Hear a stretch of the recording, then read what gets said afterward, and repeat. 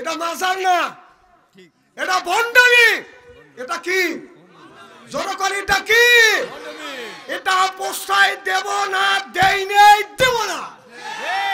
কথা আমার কথা আমার সাথে কি একমত? এই যে এটা একটা ব্যবসা, এটা কি? কিছু কিছু লোক ভালো ভালো পীর মুরিদদেরকে নষ্ট করতেছে এই ব্যবসা করবে লেগে। গাঁজা খাওয়া পীর আছে না নাই? ওরা নামাজ নাই, রোজা নাই, গাঞ্জার কলকে হাতে নেয়, গাঞ্জা খায় আর কয় দয়াল লক্ষ্য রাখিস আমি হলো অজ্ঞান হব। ও গাঞ্জা খাওয়া অজ্ঞান হবে, আপনার বিলে ঠেকা পড়ছে। এরকম লোক আছে না নাই? নামাজ নাই, রোজা নাই, হজ নাই, যাকাত নাই, বান্দারি গজল গায়। বলবো বাবা বান্দারি ওরে আলিফ লাম মিম তিন হরফে 30 পারা কোরআন তার ভিতরে বান্দারি কই বাড়ি গাড়ি পাবি। ও যে বান্দারি করিলে দোয়া যেথায় যাবা চাকরি পাবা, কাগজ কলম ছাড়াই বাবা করে মাস্টারি।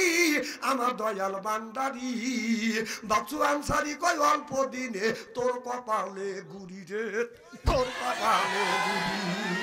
ওলি আল্লাহর বাংলাদেশ, আহমদের বাংলাদেশ, সৈয়দুল্লাহর বাংলাদেশ, খান জাহানের বাংলাদেশ। আল্লাহর ওলিরা জমিনের বুকে আছে, বুকের তাজা রক্ত বলেঙ্কিত করে দিয়ে এরপরে ইসলামের পতাকা উড্ডীন করেছে। শুনলে বলুন ঠিক কিনা? এই বাংলার জমিনে, এই বাংলার জমিনে যত ওলি আল্লাহর মাজার আছে, এই মাজার গুলি রেখে যতগুলি বন্ডপীর গাঁজাখোরের মাজার আছে, সব মাজার ভাঙে গুঁড়ো দিতে হবে। এর জন্য কারা কারা একমত, দুই হাত টান করে দেখা।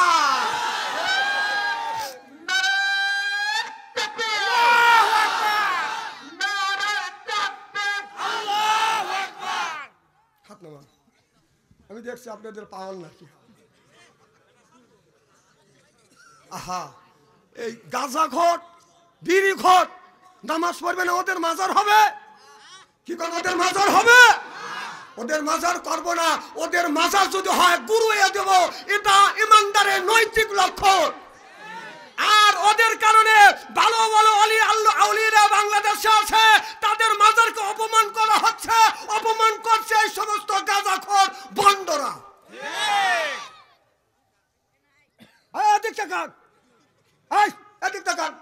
কোন কানা গোসা নাই।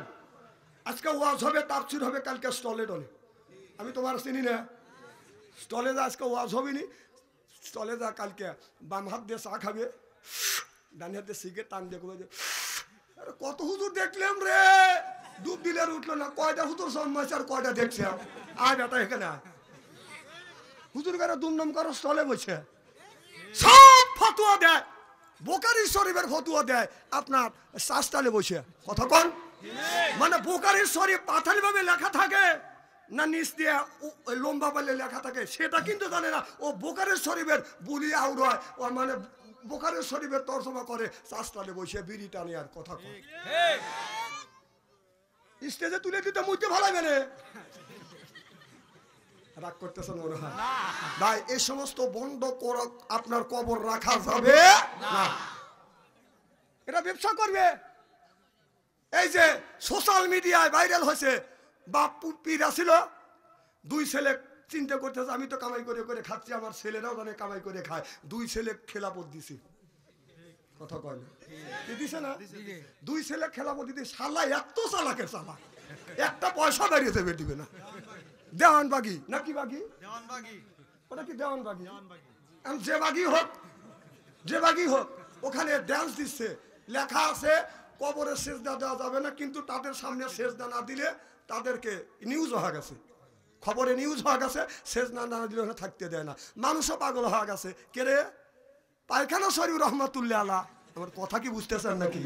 ওই যে মানুষ টাকা পয়সা দেয়, নিজের শ্রমের টাকা, আরে কত কষ্ট করে ভ্যান চালায়, মাথার কাম পায়ে ফেলে সারাদিন, সকালবেলা সেই পেজের খেতে যা কোপাকুপি করে নিয়েছে, সেই টাকা নিয়েছে বাবার বাড়ি দেখা মঙ্গলকালী, ভদ্রকালী, সুদর্তকালী, হিন্দুদের মতো পুজো করে। অং অং শান্তি, গং গং শান্তি, রামডাবা অং শান্তি, অং শান্তি, অং ফরফরায়ং লাইলং মোহাম্মদ।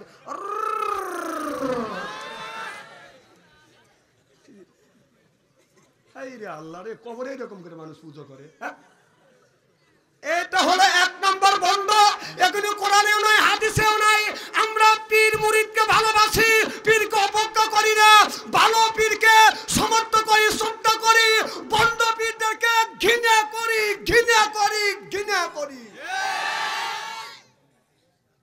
এটা একতরফা কিছু ব্যবসা শুরু করে দিছে। আমার কথা কি বুঝতেছেন?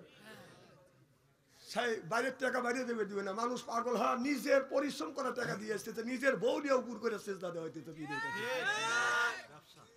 এটা ব্যবসা, এগুলি দেশে হইতে দেওয়া যাবে না।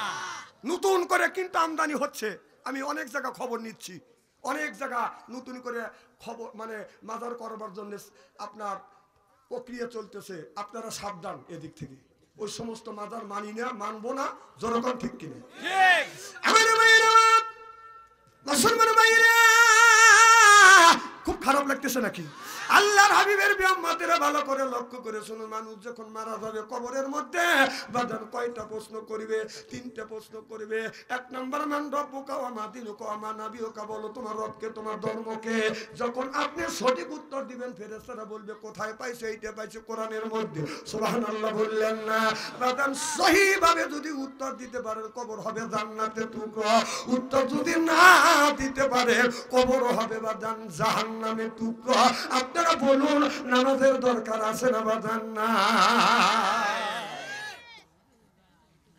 আমার ভাইরা ভালো করে লক্ষ্য করুন বাজান, আল্লাহর নবী যখন দুনিয়া থেকে বিদায় হয়ে যাবে, কুল্লু নাফসিন যায়কাতুল মউত, প্রত্যেকটা মানুষের কবরের আপনার মরণের স্বাদ বাদান গ্রহণ করা লাগবে। এই মানুষের রূহটা যখন বাদান কবজ করবে, আজরাইল আলাইহিস সালাম আসবে। আপনার আজরাইল আসিয়া এই যে শত শত মানুষের আপনাদের বাংলাদেশে আপনার 200 লোক আপনার মৃত্যুবরণ করবে, ভারতের বাদান 1000 লোক মৃত্যুবরণ করবে, আমেরিকানের 6000 মানুষ বাদান রূহ কবজ করবে, সৌদি আরবের 50,000 মানুষের রূহ বাদান কবজ করবে, পাকিস্তানের 2500 2500 লোক বাদান আপনার 2500 লোক রূহ কবজ করবে। একই দিনে একই টাইমে আজরাইল আলাইহিস সালামের রূহ কবজ করার ক্ষমতা কি আছে? আছে। কথা বুঝছেন তো? আছে। আচ্ছা আমার কথা শুনুন, আমার ভাইয়েরা, একই টাইমে আপনারা বলেন আছে, একই টাইমে কোটি কোটি মানুষের রূহ কবজ করার ক্ষমতা। এবার বসেন, এটা কোন ঠিক হচ্ছে না। পেশাব করলে পেশাব আসলে হেলে মুতু।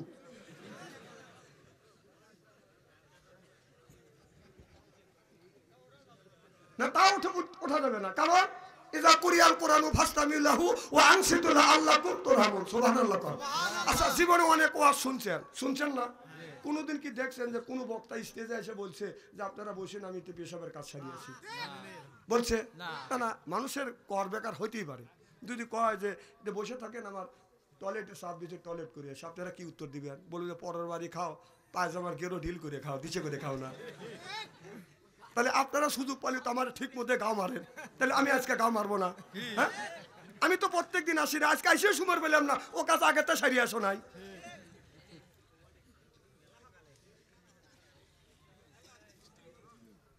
না আমি যখন আসি তখনও তো আপনারা তুলে দিতে পারেন না আমাকে।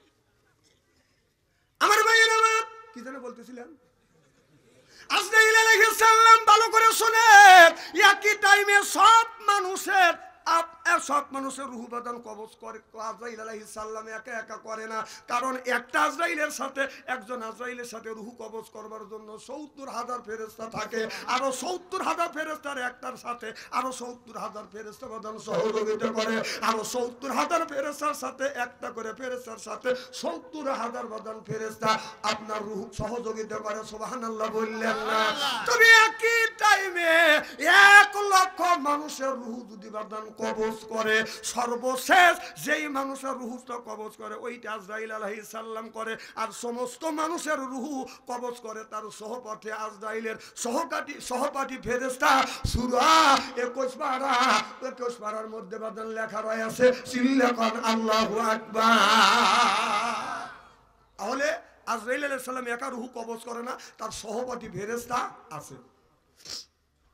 হাদিস শরীফের মধ্যে আছে, যে মানুষ ইমানদার তার রূহটা কবজ করবে ভাবে এমন ভাবে মায়ের স্তনের শিশু বাচ্চা দুধ পান করতে করতে যেমন বাদান ঘুমিয়ে পড়ে, ওই ঘুমন্ত অবস্থায় লোকটা রুহু কবজ করে নিবে। আর যেই লোকটা নামাজ পড়ে না, যার ভিতরে বাদান ঈমান নাই, আল্লাহর রহমতের ফেরেশতা আজরাইল আলাইহিস সালাম একা আসে না, আরো সঙ্গের বাদান আপনার সহযোগীতে ফেরেশতা নিয়ে আসবে।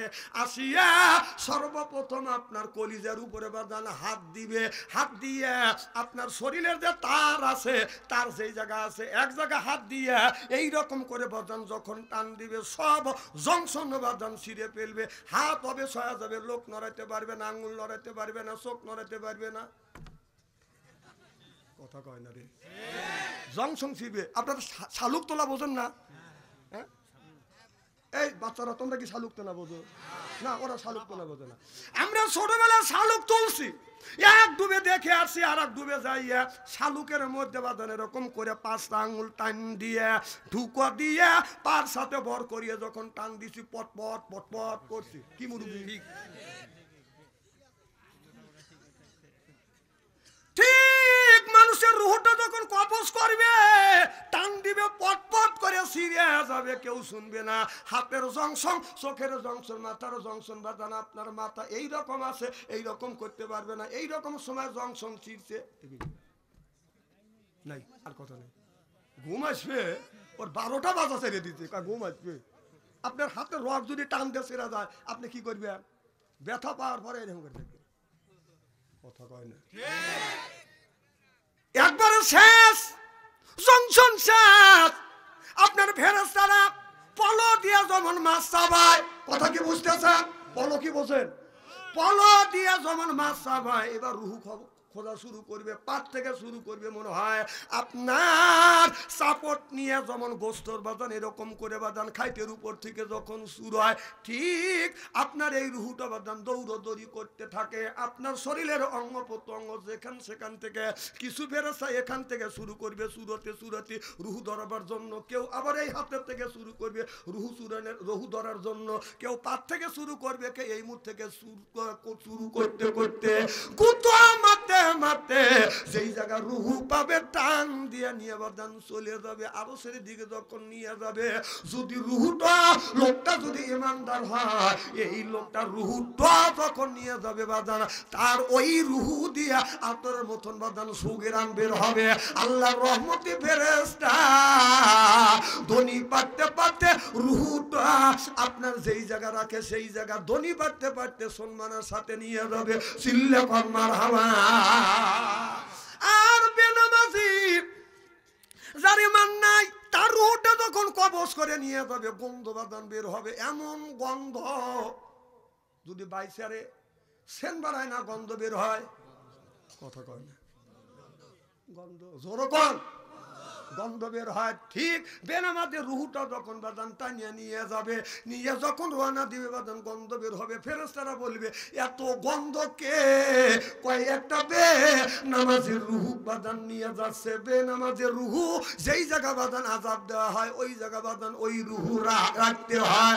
আমার ভাইয়েরা, আমার এ মুসলমান ভাইরা, আল্লাহর হাবিবের প্রিয় উম্মতেরা, তাহলে আপনি যদি নামাজ পড়েন, রোজা রাখেন, হজ করেন, যাকাত দেন, মিথ্যা কথা যদি না বলেন, আল্লাহ বললেন ইন্নাস সালাতা তানহা আনিল ফাহশাই ওয়াল মুনকার, নামাজ পড়লে অন্যায় অশ্লীল কাজ থেকে এই মানুষটাকে বাদান ফিরিয়ে আনে।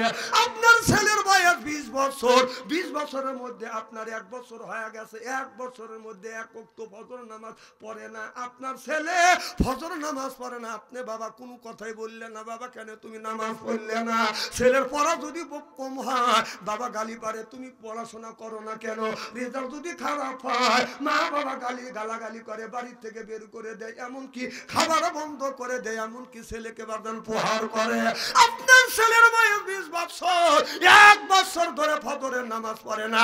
একটা দিনের জন্য তো আপনি বললেন না আপনার ছেলে নামাজ পড়ে না, একটা দিনের জন্য বললেন না বেটা তুই নামাজ পড়লি না, ফজর পড়লি না, যোহর পড়লি না, আসর নামাজ পড়লি না, মাগরিব নামাজ পড়লি না, 5 ওয়াক্ত নামাজ পড়লি না। এর জন্য গালাগালি করো না, শাসনও করো না, খাবার বন্ধ করে দাও না, বাড়ির থেকেও তুমি বের করে দিলে না।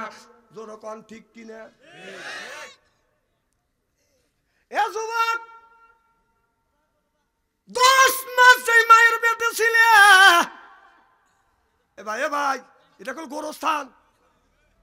ভয় নাই কে রে? এ রে আল্লাহ রে, ভয় পায় না গোরস্থান দেখে। শোনেন, আপনি যান, আমার আপিত্য নাই, আপনি একটা আঙুল তো তুলবেন। একটা আঙুল তুলি তো আমি বলবো যে প্রসাবের চাপ দিছে। কথা কন, রাত বাজে 12টার ঊর্ধ্বে, এরপরে আপনারা উঠে যান, একটা আঙুল তুললে বলবো প্রসাবের চাপ ছুটি। যদি কেউ কয় যে 2 আঙুল তুললে আমি বলবো যে টয়লেটের চাপ দিছে, এটাও ছুটি। 3 আঙুল তুললে আমি বলবো যে বিড়ির নেশা ধরছে, এটাও ছুটি। এই জ্ঞানটা আমার আছে। আমার ভাই খুব খারাপ লাগতেছে নাকি?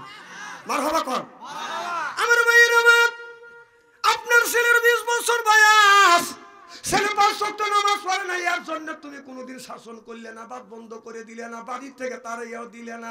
পড়াশোনা যদি কম হয়, এর জন্য ছেলেকে আপনি শাসন করেন, বাড়ির থেকে তাড়িয়ে দেন, তাহলে আপনি বাবা নামে কলঙ্ক। যুবক রে, তোমার মা কষ্ট করে মানুষ করছে, তোমার বাবা মাথার গাম পায়ে ফেলিয়ে তোমার জন্য উপার্জন করে লেখাপড়া শিখাইছে, আর তুমি কেন নামাজ পড়ো না? তোমার মা 2 বছর পর্যন্ত স্তনের দুধ পান করাইছে, কষ্ট করে তোমাকে বড় করছে। বেটা, তোমার 20 বছর বয়স হয়ে গেছে, এখন পর্যন্ত তুমি নামাজ কেন পড়লে না? তুমি টাচ মোবাইল পাইয়া মা বাবা আল্লাহকে ছাড়িয়া দিয়া আল্লাহকে ভুলে যায়, তুমি টাচ মোবাইলের মধ্যে যায় প্রেমার ভালোবাসা করতেছে। সেই যুবকের কাছে আছে বাদান টাচ ফোন, ভালো থাকে না ওদের মন। যেই যুবকটা করছে প্রেম, ভালো নাই ওর মাথার বেরেন। যারা করছে ভালোবাসা, নাই যুবকের দেহের আশা। আর বিয়া আপনার প্রেম করছেন, নামটা হলো বাদান আখি, ওই মেয়েটা যুবকটা বাদান দিয়ে গেছে বাদান ফাঁকি।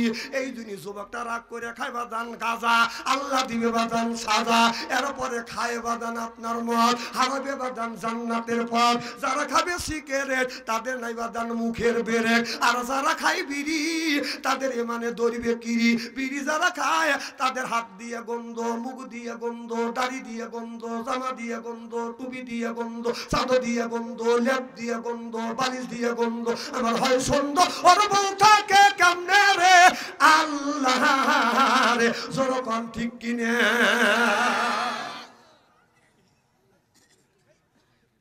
টাটকা বিড়ি খায়া বোর মুখের কাছে যখন মুখ লাই, বউ খালি মুখ গুড়ায়। স্বামী তো বিবির মুখের কাছে মুখ লিতেই চায়। কথা কয়। আল্লাহ নবী বললেন, আমি যখন স্বামী স্ত্রী বিছানায় যখন শুইতাম, একই বালিশে শুইতাম মুখোমুখি হইয়া। সুবহানাল্লাহ। আল্লাহ নবী বললেন, শোয়ার সময় বিবির কপালে 2 কপালে, আপনার কপালের উপরে একটা সুমা, 2 গালে 2টা সুমা। আপনার যে সুমা দিতে যাইবেন, বিবির গালে মুখ দিয়ে তো বিড়ি বিড়ি গন্ধ। বউ খালি আপনি সুমা দিতে যান, বউ খালি মুখ গুড় হয়। জোরকম ঠিক কিনা? হ্যাঁ, এখন বুঝতেছে এরা। আপনি বলছেন বিবি, আমি তোমার মুখের কাছে মুখ লাই, তুমি মুখ গুড়াও কে? বউ কয় শরম করে, লজ্জাও করে। এই মাত্র টাটকা বিড়ি খেয়ে আমার মুখের সাথে মুখ লাগাইছো, তোর পাশার চাইতে তোর মুখের গন্ধ বেশি।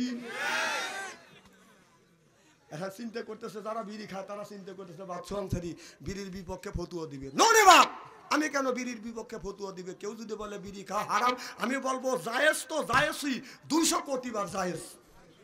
হ্যাঁ জায়েজ বিড়ি খাওয়া, কিন্তু বিড়ি খাওয়ার একটা লিমিটেড আছে, জায়গা আছে। তোর কথা কি বুঝতেছেন? ভাত খাওয়ার একটা আদব আছে, বিড়ি খাওয়ার আদব আছে। ভাত খাওয়ার আদব হলো বসে থেকে, পানি খাওয়ার আদব হলো বসে থেকে, জমজমার পানি খাওয়ার আদব হলো দাঁড়া থেকে, বিড়ি খাওয়ার আদব হলো টয়লেটের ভিতরে। ঠিক। হায় হায়, মানুষ টয়লেটের মধ্যে বিড়ি খায় রে, সি সি। বহু মানুষ দেখছে এইরকম মানুষ দেখিনি রে। না না, ওই জিনিস টয়লেটের মধ্যে খায়। যদি কয় হুজুর আপনি কিভাবে দেখছেন? হ্যাঁ, আমি নিজে পরীক্ষার্থী। জহরে আজান দিছে, স্ট্যান্ডারে চাপ দিছে, কম টয়লেট করে ওষুধ দিয়ে নামাজ পড়ি। আমি টয়লেটের কাছে যা দিছে, টয়লেটের দরজা বন্ধ। বন্ধ তো বন্ধ দিয়ে ধুমো গোল হওয়া বের হচ্ছে, খুব মাল বের হয় করতে। তা আমি নক করলাম, তাই উনি সিঙ্গেল দিছে, মানে উনি আরামে টানতেছে আর কাম দেখাচ্ছে। সি সি সি, ওই জিনিস ওই জায়গা খায়। আবার ইদানিং দেখলাম যারা পান খায়, শতকরা 70% লোক গোপনে গোপনে পান খায় আর টয়লেট করে। আর বিশ্বাস যদি না হয়, পান খোর কারো বাড়িতে যাবো, ওর কাছে জিজ্ঞাসা করবে না, ও তো মানাই দিবে না। ওর বোর কাছে যাবো, ওই বুড়ি কবে দেখে পান খায় আর বুড়ো টয়লেট করে। আমি নিজে দেখছি এক বুড়ো দেখে মুখ লড়াতে লড়াতে বের হচ্ছে টয়লেট থেকে, কম দাদা কই গেছিলে, কয় টয়লেটে, কম কি করলে, কয় টয়লেট করলাম, কম মুখ লড়ে কাকা পান খাইলাম, কম পান খায় টয়লেট করে, কয় না এটা না খালি পান খায় জর্দা দিয়ে না খালি টয়লেট হয় না। তাই না? আমার কথা হলো যে হালাল জিনিস টয়লেটের মধ্যে যদি তুমি হালাল মনে করে খাও তাহলে একটু গু তুলে চুন মনে করে বড়া খাও না, এখন লজ্জা লাগতেছে।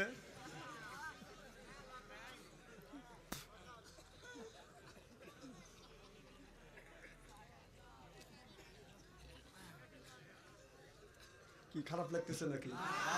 আমার ভাইয়ের আমার ভালো করে লক্ষ্য করে শুনুন, খারাপ পথে যায় না।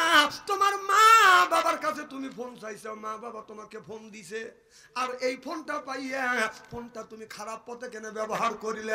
কারণ এই ফোনটা যদি আপনি ভালো পথে ব্যবহার করেন, ভালো পথে ব্যবহার করলে আপনি ভালো উপকার পাবেন, খারাপ পথে ব্যবহার করলে যুবক তোমার জাহান্নামে যাইতে হবে। আমার মনে হয় শতকরা আপনার 90% যুবকেরা খালি উর্দু উলঙ্গ নারীদের বাদান বেহায়া ছবিগুলি দেখে, যখন ঠিক কিনে যুবক 10 বছর ধরে তোমার মা তোমার বাবা ফোন কিনে দিছে, 10 বছরে তুমি কেন আপনার সারাদিন ভরা খালি অর্ধ উলঙ্গ ছবি দেখলে একটাবারও চিন্তা করলে না?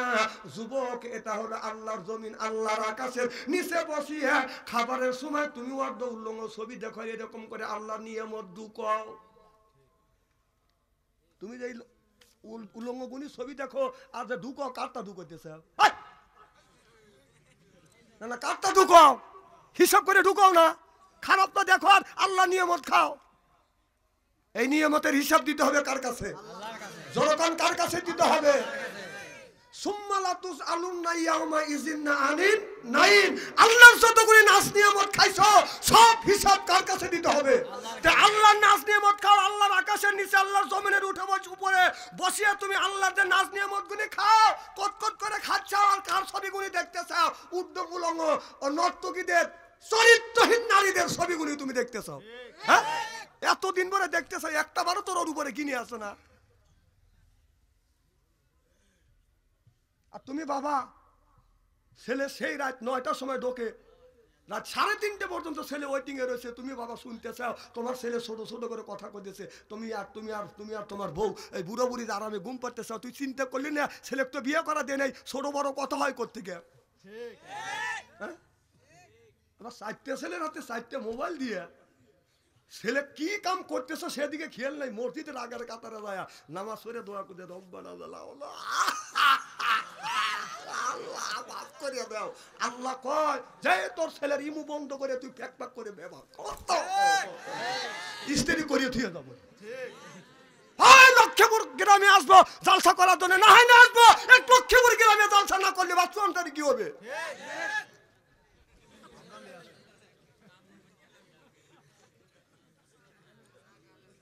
না না, 4টে ছেলের হাতে 4টে স্ক্রিন টাচ মোবাইল দিয়ে মসজিদের মধ্যে আগের কাতারে বসিয়া ঠ্যাক ঠ্যাক করে বেবাতেছ। তোর ছেলে কি করতেছে? তুই মসজিদে বারান্দা যা, ঠ্যাক ঠ্যাক করে বেবা।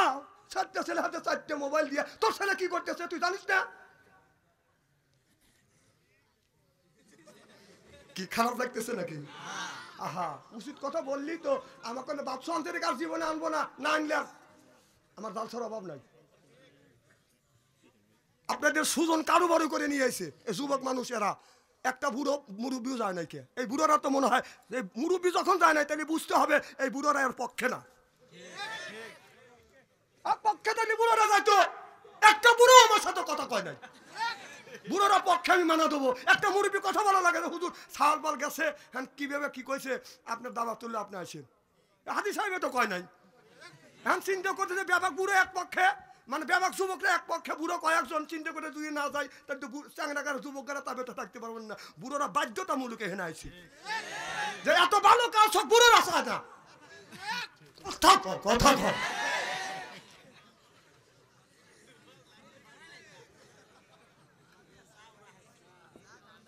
আচ্ছা, ছেলেরা কাজটা ভালো করছে না খারাপ? ভালো করছে, খুব ভালো।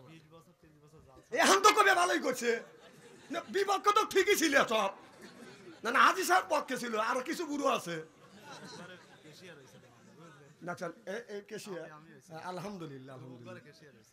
শোনেন, এখানে প্রত্যেক বছর মাহফিল হবে, আপনারা রাজি তো ইনশাল্লাহ? দেখেন বাপ দাদা অনেকেরই মারা গেছে, এমন কোনো লোক নেই যে তার আত্মীয় স্বজন কেউ না কেউ এই জায়গায় ঘুমায় নেই। আমার কথা রাগ করেন না ভাই, রাগ করেন না, এদের দোয়া করা দরকার। আপনি যদি নামাজ পড়েন, নামাজের বিনিময় আপনার মা বাবার কবরে গোড়া জাপ মাফ হইতেও পারে, নাও পারে। কথা বুঝতেছেন না? রোজা রাখবেন, রোজার বিনিময় আপনার মা বাবার কবর গোড়া যাব আল্লাহ মাফ করতেও পারে, নাও পারে। হজ করিবেন, হজের বিনিময় আপনার মা বাবার কবরে গোড়া যাব আল্লাহ মাফ করে দিতেও পারে, নাও পারে। যাকাত দিবেন, এর বিনিময় মা বাবার কবরে গোড়া যাব আল্লাহ মাফ করতেও পারে, নাও পারে। কোন ব্যক্তি যদি এখনো যদি মা বাবার জন্য যদি দান খয়রাত করে, এই দানের দৌলতে আল্লাহ নবী বলেছে এখনই তোমার মা বাবার কবরে গোড়া যাব মাফ করে দিবে। একটাই পথ মা বাবা গজবের হাত থেকে বাঁচানোর, একটাই পথ, সেটা হলো দান করা। সুবহানাল্লাহ। তাছাড়া আমি কোনো হাদিসে এরকম পাই নাই যে নামাজ পড়লেই তোমার বাবা মার কবরে গোড়া দাপ মাফ করে দিবে, এরকম হাদিস পাই নাই। মাফ করতেও পারে, নাও করতে পারে, এটা কার ব্যাপার? আর এই কথা আমি বলি নাই, মুহাম্মাদুর রাসূলুল্লাহ সাল্লাল্লাহু আলাইহি ওয়াসাল্লাম বলেছে এখন দান করবেন, এখন বাবা মার কবরে গোড়া দাপ মাফ করে দিবে। সুবহানাল্লাহ। বাড়ির যা কয় সুবহানাল্লাহ। আমার ভাইরা, আপনার ছেলে 20 বছর বয়স হয়ে গেছে, আপনি লক্ষ্য করে দেখেন না আপনার ছেলে আপনার মোবাইলের মধ্যে প্রেম ভালোবাসা করতে করতে প্রেমের সেঞ্চুরি করছে। মোবাইলের মেলা, এখন আর চিঠি লেখা লাগে না।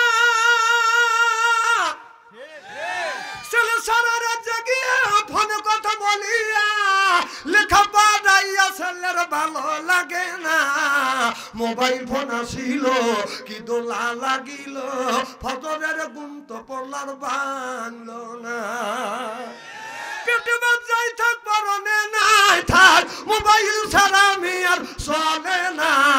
মোবাইল ফোন আসিল কি দোলা লাগিল, ফজরের ঘুম তুমি আর ভাঙলো না। যখন ঠিক কিনে আইলো কি জামানা, বুঝাইলে বুঝাছে না। পিতা মাতার পেটে বাঁধে ছেলে প্রেমের দিওয়ানা দিওয়ানা। মোবাইল ছাড়া চলে না, মায়ে বলে রব্বানা, বাবাই বলে বাবাই বলে জানলাম না, আল্লাহ বলে শুনলাম না, বাইরে গেল যন্ত্রণা। ওরে সোনার বেটা যখন ঠিক কিনে। আহা, ছেলেরা প্রেম করতে করতে প্রেমের সেঞ্চুরি করছে। কে বাবা এরকম করো কে? হ্যাঁ, না না, তোমার যদি বোর দরকার হয় বিয়ে করো। যুবকরা কয় হুজুর বিয়ের বয়স হয়েছে, বাপ মা বিয়ে করে না। না, আপনারা যারা যে ছেলের বয়স বিয়ের উপযুক্ত হয়েছে, ছেলের বয়স যদি 15 বছর হয়, ছেলে যদি উপযুক্ত হয় তাকে আপনি বিয়ে করান। কি করেন? বিয়ে করান। আপনার ছেলের বয়স 20 বছর 25 বছর, কেন আপনি বিয়ে করান না? আপনার ছেলে মোবাইলের মধ্যে যত অন্যায় করবে পাপ করবে, আপনার মেয়ে যত অন্যায় করবে পাপ করবে, এই পাপ আপনার 6 ভাগে ভাগ করা হবে। কয় ভাগ? কারণ 1 ভাগ পাবে মেয়ের মা মেয়ের বাবা, আর 1 ভাগ পাবে ছেলের মা ছেলের বাবা, আর 1 ভাগ ছেলে আর মেয়ে। সর্বমোট কয় ভাগ? 6 ভাগ। বিশ্বাস যদি না হয় মরিয়ে দেখেন, মরিয়ে দেখেন। আপনার ছেলে বিয়ের উপযুক্ত, আপনি বিয়ে দেন না। কার নিজ পাও দাঁড়াও? না না, ও নিজ পায়ে দাঁড়ায় না, আপনার পায়ে দাঁড়ায়। কামাই কামাই জানে না, কামাই জানে না। আপনাকে কামাই গোডাউনের ম্যানেজার বানাইছে, রিজিকের ম্যানেজার আপনার বানাইছে, রিজিকের মালিককে আল্লাহ। আপনার ছেলেকে দুনিয়ায় পাঠানোর 50,000 বছর আগে আল্লাহ রিজিক দিছে, তারপরে আপনার ছেলেকে এই দুনিয়ায় পাঠাইছে। সুবহানাল্লাহ। আপনাকে ম্যানেজার রিজিকের ম্যানেজার বানা দেওয়া হয় নাই। আপনার ছেলে বিয়ের উপযুক্ত হচ্ছে, তাড়াতাড়ি বিয়ে করা দেন, রিজিকের মালিককে আল্লাহ। তাড়াতাড়ি বিয়ে করান, রিজিকের দরজা আল্লাহ খুলে দিবে। সুবহানাল্লাহ। আর আপনার ছেলে মোবাইলের মধ্যে প্রেম করতে করতে প্রেমের সেঞ্চুরি করছে।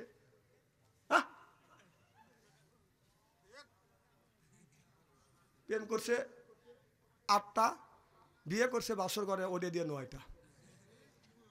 বাসর ঘরে যাইয়া বলে বিবি আমি ঠকি নাই, আমি ঠকি নাই রে। কে বউ কয় যে